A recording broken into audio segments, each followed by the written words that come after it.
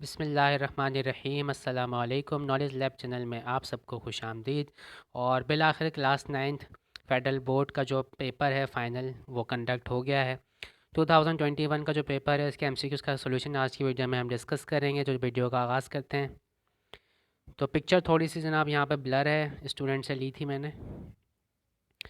तो MCQ number 1 है, kilogram per cubic metre लिखा हुआ है। ये kilogram per cubic metre is the SI unit of. तो चार ऑप्शन गिवन है हमें: प्रेशर, वॉल्यूम, एरिया और डेंसिटी। तो डेंसिटी इसका करेक्ट आंसर है।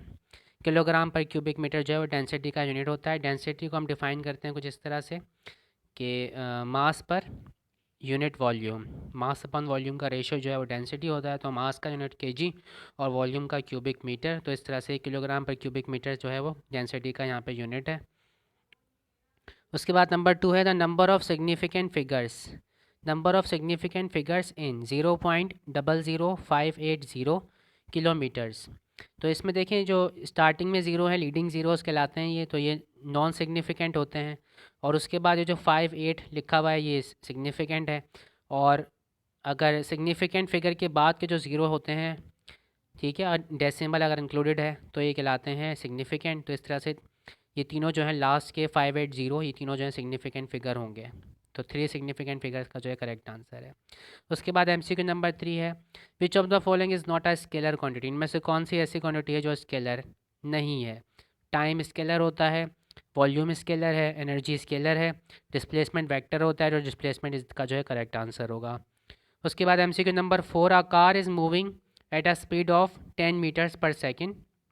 एक कार है, उसकी स्पीड गिवन है हमें 10 मीटर पर सेकेंड।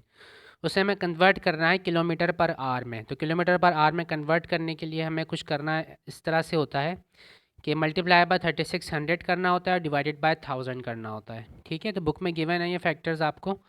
तो 20 से 20 ऊपर वाले कैंसिल हो गए और इस 10 से ये 10 कैंसिल आउट हो गया, तो 36 बचा हमारे पास। तो 36 किलोमीटर पर आवर इसका करेक्ट आंसर है, 36। उसके बाद MCQ number 5, the centre of gravity of a uniform triangular sheet is the point of intersection of its. तो point of intersection of median जो है ये होता है इसका ट्राइंगुलर प्लेट का सेंटर ऑफ ग्रेविटी। बुक में गिवन है सारे। उसके बाद नेक्स्ट हमारे पास MCQ number 6, the direction of force with x axis can be calculated by using. तो फॉर्मूला है ये थीटा का, theta is equal to tan inverse F Y upon F X. उसके बाद नंबर 7 है, if a body does not come back to its original position when set free after a slight tilt, it is said to be in. तो option सी इसका जो है unstable equilibrium की जनाब definition लिखी हुई है। तो ये इसका करेक्ट आंसर है, अनस्टेबल इक्विलिब्रियम, कि अगर ऑब्जेक्ट को हम थोड़ा सा टिल्ट करें और वो वापस अपनी जगह पर ना आए, does not come back to its initial position या ओरिजिनल पोजीशन, तो ये कहलाता है अनस्टेबल इक्विलिब्रियम। उसके बाद है number 8, the value of g at height h 1 earth radius above the surface of earth is. तो यहाँ पे देखें सेंटर से हमें जो डिस्टेंस होता है ये गिवन होता है यहाँ तक का, और फिर उससे हमने जो है ऑब्जेक्ट को ले गए हैं कितनी हाइट पर ले गए हैं, equal to the radius of the earth. ठीक है, 1 अर्थ रेडियस के बराबर उसको हम ले गए हैं। तो ये देखें नेक्स्ट स्लाइड में मैंने इसको सॉल्व किया है, एमसीक्यू नंबर 8। तो g h is equal to capital G mass of earth divided by R plus h whole. इसको ये जो है फॉर्मूला में गिवन है कि अगर हम किसी सर्टेन हाइट पे ले जाते हैं ऑब्जेक्ट को तो उसके लिए फार्मूला हमारे पास इस तरह से मॉडिफाई हो जाता है। ये ग्रेविटेशनल कांस्टेंट है, ये मास ऑफ अर्थ है, ये रेडियस ऑफ अर्थ होता है। अब एच जो हमारे एमसीक्यू में गिवन है वो कह रहा है कि रेडियस ऑफ अर्थ के बराबर हम हाइट पे उसको ले गए ऑब्जेक्ट को। तो एच की जगह मैंने लिख दिया यहाँ पे कैपिटल आर।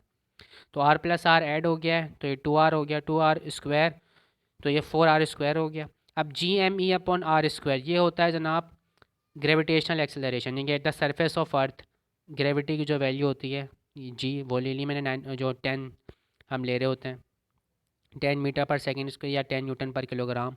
ठीक है, तो और ये तो जी अपॉन 4 इसका जो है हमारे पास करेक्ट आंसर होगा, तो 1/4 जी। उसके बाद देखें number 9, 1 joule is equal to.